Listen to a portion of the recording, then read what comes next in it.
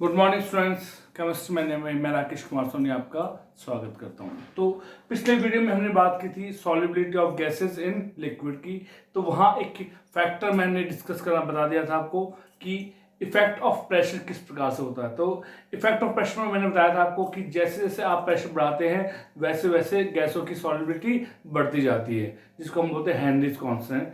तो Henry's law, तो आज हम डिटेल में बात करेंगे कि हेनरीज लॉ क्या होता है। ठीक है, तो समझें।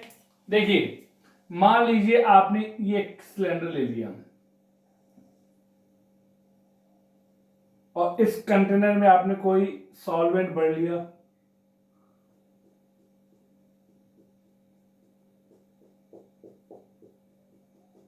ये आपका है सॉल्वेंट। ठीक है, अब इसमें क्या भर के रखी हुई है आपने? इसमें भर के रखी हुई है कोई गैस। आपको पता है गैस कैसी होती है? कंप्रेसिबल। अब इस गैस के ऊपर आपने क्या लगा रखा है? पिस्टन लगा रखा है बेटा। ये पिस्टन लगा रखा है, पिस्टन पी। तो जब ये पिस्टन पी नीचे की ओर मूव करेगा, जब आप इसको प्रेस करेंगे तो जब ये नीचे आएगा तो ये यहाँ पे जो डिस्टेंस है, जो डिस्टेंस अभी आपको दिख रही है गैसेस मॉलिक्यूल के बीच में बहुत ज्यादा है। तो जब पिस्टन को आप नीचे लेके आएंगे तो ये डिस्टेंस क्या होगी? कम होगी। डिस्टेंस कम होगी तो ये मॉलिक्यूल क्या होंगे? पास पास आएंगे। पास पास आएंगे तो ये फिर ये प्रेशर क्या होगा? जब ये पूरा कंप्रेस हो जाएगी तो फिर ये गैस और ज्यादा दबेगी, और ज्यादा दबेगी तो इस लिक्विड सॉल्वेंट के कांटेक्ट में आएगी। तो इनकी, इस गैस की सॉल्युबिलिटी इस लिक्विड में ज्यादा हो जाएगी। यही क्या है? हेनरीज लॉ है। हेनरीज लॉ क्या कहता है? At constant temperature, at constant temperature the amount of gas dissolve in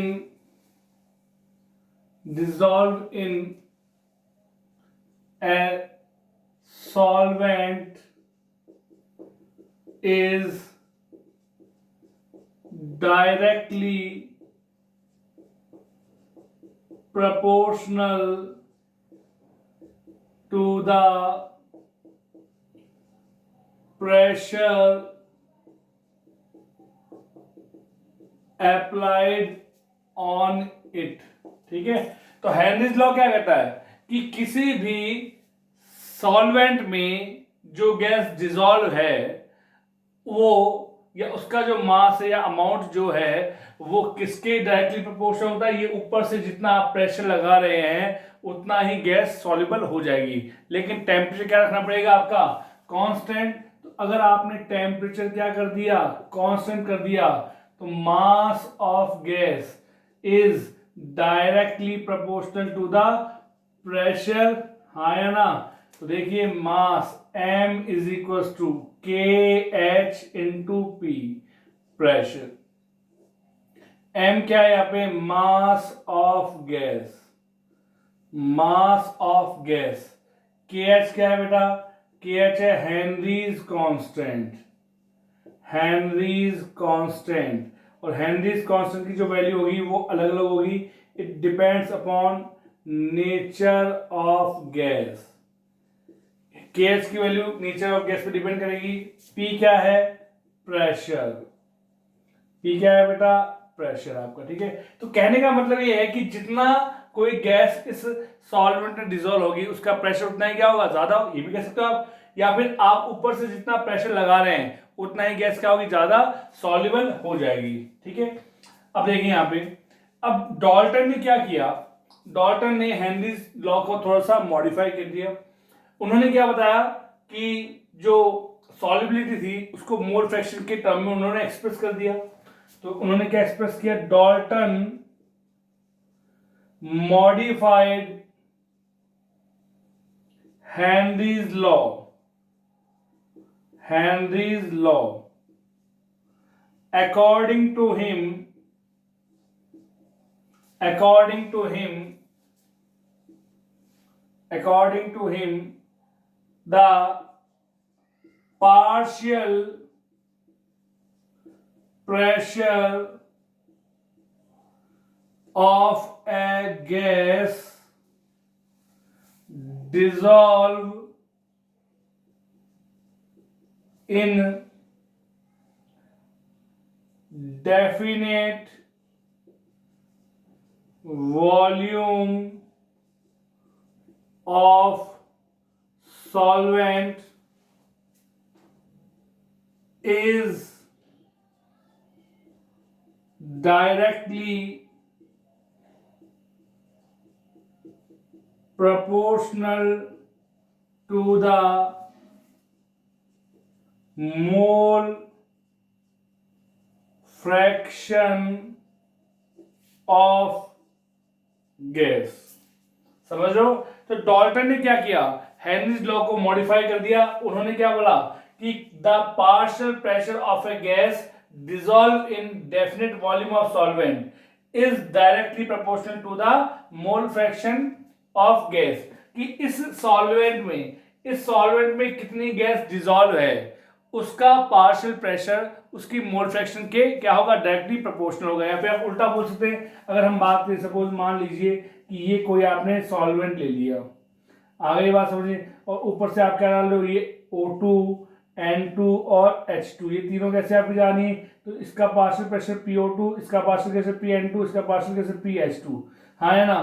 तो सिंपल सी बात है, अगर पार्शियल प्रेशर ज्यादा होगा इनका तो सॉल्युबिलिटी क्या होगी, ज्यादा होगी। या आप कह सकते हैं कि अगर ये ज्यादा सॉल्युबल है तो उनका पार्शियल प्रेशर भी क्या होगा, ज्यादा होगा आपका। तो P गैस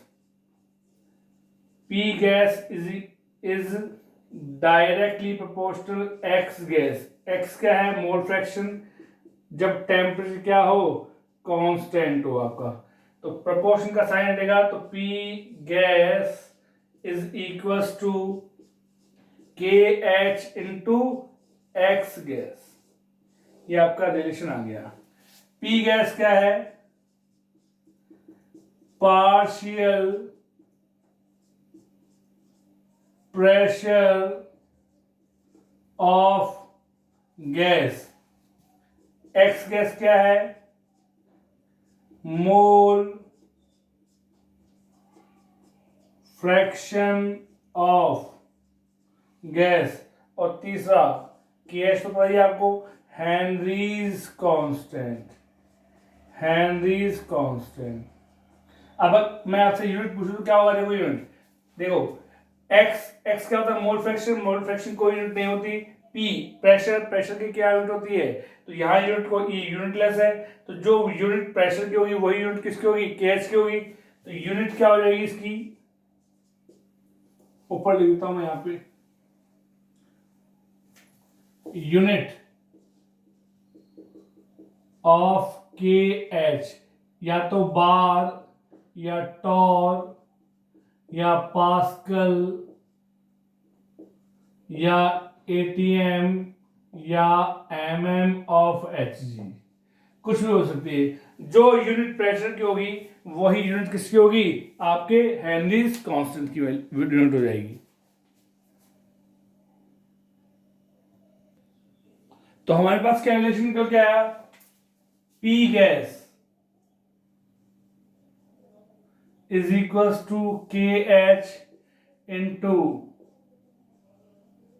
X गैस। अगर मैं इसको इक्वल कर दूं, y is equals to mx के अकॉर्डिंग, मतलब y और x के बीच में अगर ग्राफ प्लॉट करता हूं तो ग्राफ कैसे मिलेगा, स्ट्रेट लाइन। तो y क्या हो गया आपका, P गैस, और x क्या हो गया आपका, x गैस हो गया आपका, ठीक है। तो ग्राफ कैसे मिलेगा हमें, स्ट्रेट लाइन में मिलेगा। तो देखिए इसका, अब y is equals to mx से मतलब ये ग्राफ ओरिजिन से स्टार्ट होगा। यहां पे क्या होगा, मोल फ्रैक्शन ऑफ गैस, यहां क्या आ गया, पार्शियल प्रेशर ऑफ गैस, ठीक है। तो जैसे जैसे x बढ़ रहा है वैसे वैसे P गैस बढ़ेगा आपका, तो ये बढ़ता गया आपको, ग्राफ आपको स्ट्रेट लाइन मिल जाएगा आपका। इसका जो स्लोप है, स्लोप वो क्या है, tan थीटा,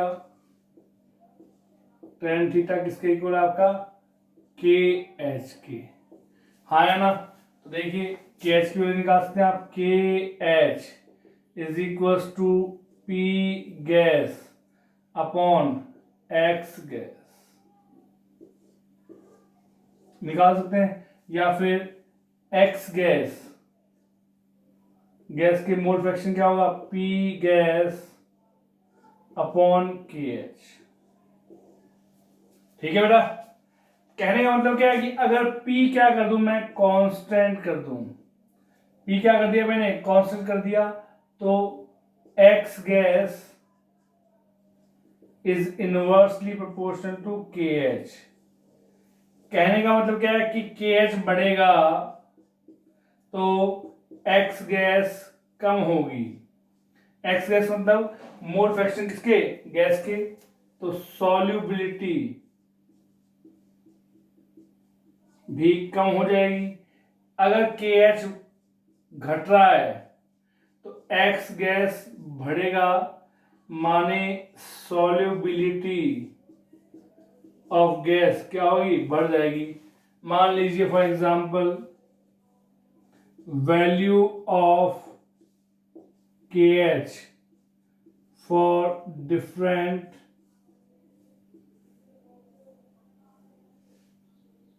या फिर यहां आ गया गैस और ये आ गया value of KH in water बाल में। आगे बात समझ, हम कुछ गैस ले रहे हैं, एक ले लिया हमने हीलियम, एक ले लिया हमने H2 और एक हमने ले लिया O2। हीलियम के लिए KH की वैल्यू कितनी ले ली हमने, 147 बार, इसके लिए लिया 75 बार और उसके लिए 35 बार। ठीक है, तो अब यहाँ पे हम पूछ रहे हैं आपसे कि इन तीनों में से कौन सी गैस की सॉल्युबिलिटी ज्यादा होगी। देखिए यहाँ लिखा हुआ है KH की वैल्यू बढ़ेगी तो X गैस क्या होगा, कम होगा। किसी गैस के लिए हेनरी कांस्टेंट जितना ज्यादा होगा उस गैस के मोल फ्रैक्शन उतने ही क्या होंगे, सॉल्युबल कम होंगे, तो सॉल्युबिलिटी भी क्या होगी, कम होगी। तो इसका हेनरी कांस्टेंट मैक्सिमम है, इसका सबसे कम है, तो कहने का मतलब O2 की जो सॉल्युबिलिटी है वाटर में वो सबसे ज्यादा है। तो ऑर्डर ऑफ सॉल्युबिलिटी, सॉल्युबिलिटी का ऑर्डर क्या हो जाएगा बेटा, सबसे कम सॉल्युबल कौन होगा, हीलियम, फिर H2, फिर O2। इसके लिए बहुत ज्यादा, इट मींस ये कैसी है, वाटर में इनसॉल्युबल है और ये मोर सॉल्युबल है, मोर सॉल्युबल। समझ गए ये बात, जितनी ज्यादा KH की वैल्यू होगी गैस के जो मोल फ्रैक्शन होंगे डिसॉल्व वो उतने क्या होंगे, कम होंगे, तो सॉल्युबिलिटी उतनी क्या हो जाएगी, कम हो जाएगी। KH कम तो मोल फ्रैक्शन ज्यादा। देखिए इसको,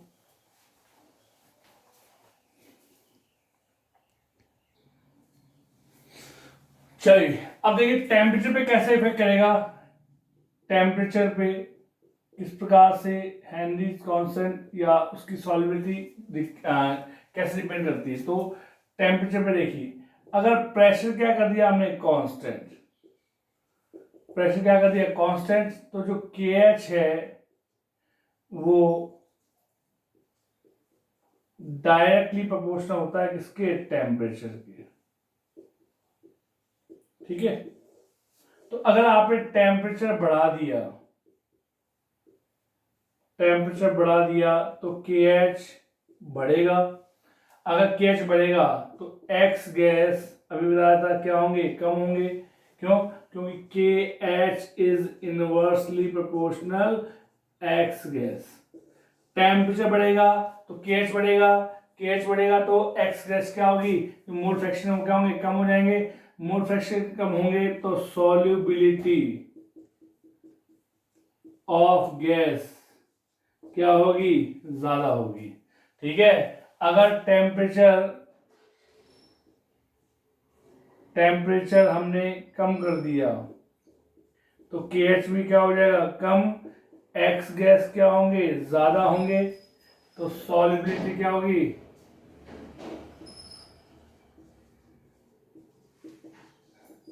सॉल्युबिलिटी ऑफ गैस क्या हो जाएगी, बढ़ जाएगी।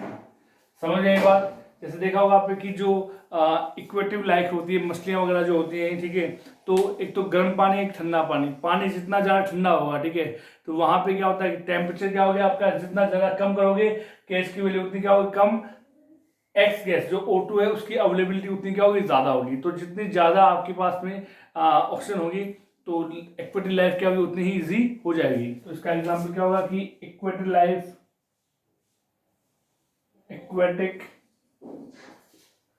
Life is more easy in cold water than hot water. इसका सिंपल सा रीजन ये है कि टेम्परेचर बढ़ाएंगे तो सॉलिड जो KH उसकी वैल्यू बढ़ेगी, KH की वैल्यू बढ़ेगी तो मोल फ्रैक्शन ऑफ गैस क्या होगा कम हो जाएगा, मोल फ्रैक्शन ऑफ गैस कम होगा तो उसकी सॉलिबिलिटी भी कम हो जाएगी। तो ठंडे पानी में O2 की सॉलिबिलिटी एज कंपेयर टू गर्म पानी से ज्यादा होती है। समझ में आई बात? तो this is all about Henry's law. अब आती है इसकी एप्लीकेशन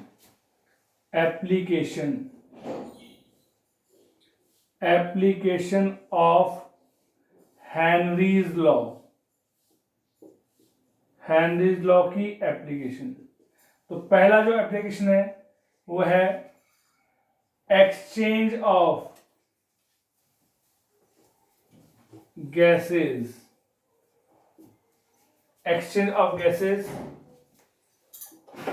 इन लंग्स। तो हमारे लंग्स में जो गैसों का एक्सचेंज होता है वो किसके बेसिस पे होता है, आपके हेनरीज लॉ के बेसिस पे होता है। आपका हेनरीज लॉ क्या कहता है, देखिए आपने कि बाहर ऑक्सीजन की अवेलेबिलिटी ज्यादा होती है, बाहर ऑक्सीजन की अवेलेबिलिटी ज्यादा है तो वहां पे प्रेशर जो है गैस का, ऑक्सीजन गैस का जो पार्शियल प्रेशर वो भी क्या है ज्यादा है। हमारे अंदर लंग्स में ऑक्सीजन का प्रेशर क्या है कम है, तो बाहर प्रेशर ज्यादा है, बाहर से गैस क्या होगी अंदर की ओर आ जाएगी।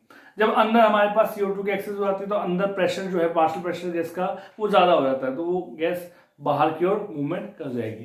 तो हेनरीज लॉ का पहला application exchange of gases in lungs.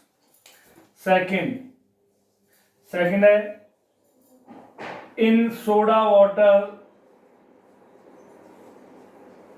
CO2 gas mix at high pressure. देखा आपने सोडा वाटर की बोतल में कि जब तक सोडा वाटर की बोतल बंद रहती है तब तक CO2 उसमें डिजोल्व होती है। जैसे ही आप बोतल का ढक्कन खोलते ही CO2 गैस क्या होती है बाहर निकलने की कोशिश करती है। देखा होगा बुलबुलों के फॉर्म में बाहर निकलती है। ऐसा इसलिए होता है क्योंकि जब ढक्कन बंद होता है तो वहां प्रेशर क्या होता है ज्यादा होता है, तो उसकी सॉल्युबिलिटी क्या होगी ज्यादा होगी। लेकिन जैसे आप ढक्कन को खोलते हैं, ढक्कन ओपन करते ही वो गैस का प्रेशर क्या होता है कम हो जाता है, कम होते ही गैस बाहर की ओर निकलना स्टार्ट कर देती है। तो जितना ज्यादा प्रेशर होगा उतनी सॉल्युबिलिटी बढ़ती जाती है। तीसरा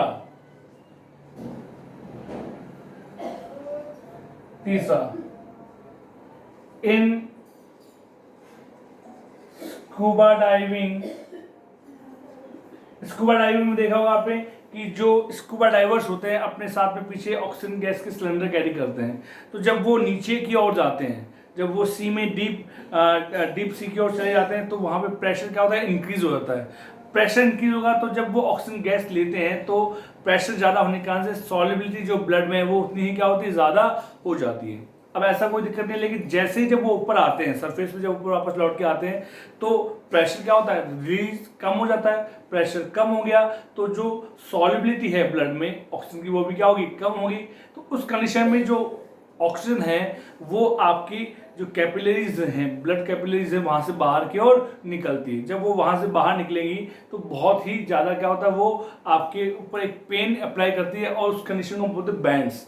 तो ये सब जो है बैंड्स की प्रॉब्लम वो किसके कारण से होती है, हेनरीज के लॉ के कारण से। ठीक है, तो इन स्कूबा डाइविंग O2, तो इस प्रॉब्लम को सॉर्ट आउट करने के लिए जो ऑक्सीजन गैस है उसमें हम एक ऐसी गैस मिला देते हैं जिसकी सॉल्युबिलिटी क्या होती है कम होती है। तो in scuba diving O2 gas is diluted by mixing helium gas to avoid the problem of bends, तो बैंड्स की प्रॉब्लम को सॉर्ट आउट करने के लिए जो गैस है ऑक्सीजन की, उसको हम डाइल्यूट कर देते हैं किससे, हीलियम से। तो उसमें क्या क्या होता है, helium plus N2 plus O2, ये 3 गैसें होती हैं आपके पास, ठीक है। चौथा जो पॉइंट है, फोर्थ पॉइंट है at high altitude, at high altitude, बहुत ज्यादा ऊंचाइयों पर जब आप पहाड़ों पे जाते हैं तो वहां पे ऑक्सीजन का एयर प्रेशर कम होता है। अब ऑब्वियसली बात है कि बाहर ऑक्सीजन का एयर प्रेशर कम है, तो जब आप लंग्स में जब गैस को लेंगे, इनहेल करेंगे O2 को, तो आपके लंग्स तक जो ऑक्सीजन पहुंचेगी वो भी क्या होगी, कम पहुंचेगी। तो सॉल्युबिलिटी जो होगी गैस की ब्लड में वो भी क्या होगी, कम होगी। तो वो कम ऑक्सीजन आपके ब्रेन तक भी कम ही ऑक्सीजन पहुंचेगी। तो इस कारण से जो लोग वहां रहते हैं उनको एक प्रॉब्लम होती है, वो एक डिजीज से सफर करते हैं, उसको हम बोलते हैं एनोक्सिया। एनोक्सिया, तो एनोक्सिया किसके कारण से होती है, low pressure of gas.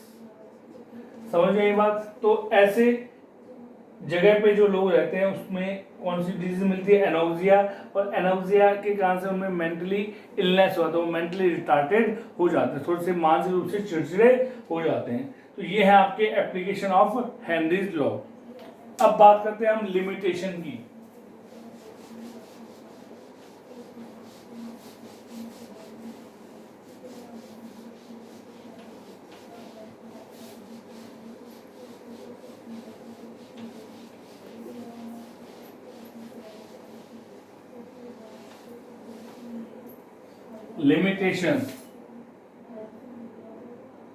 limitations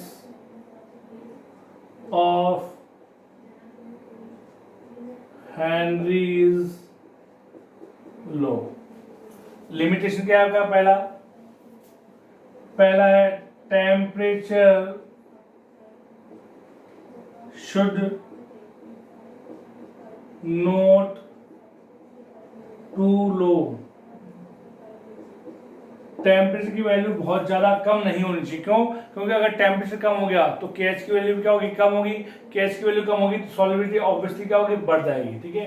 तो temperature should not too low, पहली बात। दूसरा, pressure should not too high.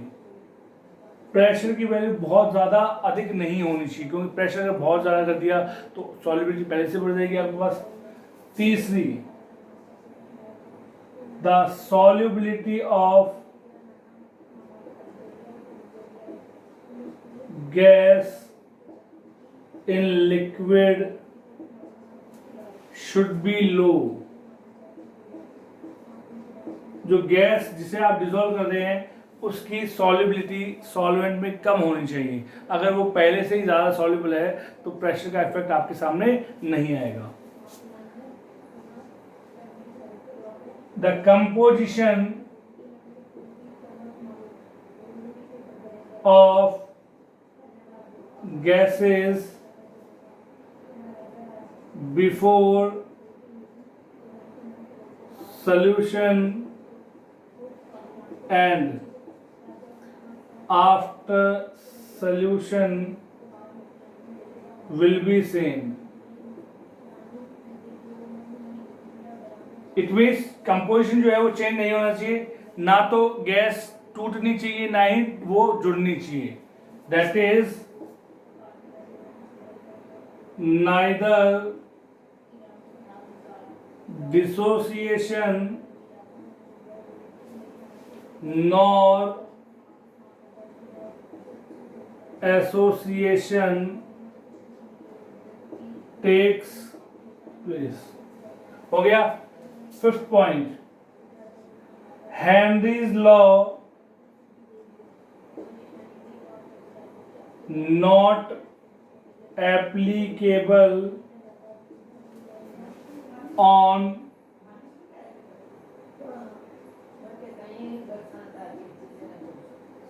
solubility of HCl and NH3 in water, ठीक है। क्यों? क्योंकि HCl को जब आप वाटर में डिसॉल्व होते हो तो ये डिसोसिएट हो जाएगी और ये NH3 वाटर के साथ में रिएक्शन करके क्या बनाता है, प्रोडक्ट बना देता है। इस कारण से HCl और NH3 की वाटर में सॉल्युबिलिटी पर जो हेनरीज लॉ है वो एप्लीकेबल नहीं होता। तो ये 5 लिमिटेशंस हैं किसकी, हेनरीज लॉ की। तो हेनरीज लॉ आपने पढ़ा कि जितना ज्यादा, हेनरीज लॉ क्या होता है कि the partial pressure of gas is directly proportional to the mole fraction of gas is at constant temperature, कि constant temperature पे किसी भी सॉल्वेंट में जो गैस डिसॉल्व है उसका प्रेशर उसके मोल फ्रैक्शन की डायरेक्टली प्रोपोर्शनल होता है। जितना मोल फ्रैक्शन होगा उतना ही पार्शियल प्रेशर, या कह सकते हैं कि जितना ज्यादा पार्शियल प्रेशर होगा उतनी गैस की सॉल्युबिलिटी भी ज्यादा ही हो जाएगी। तो this is all about Henry's law. Thank you.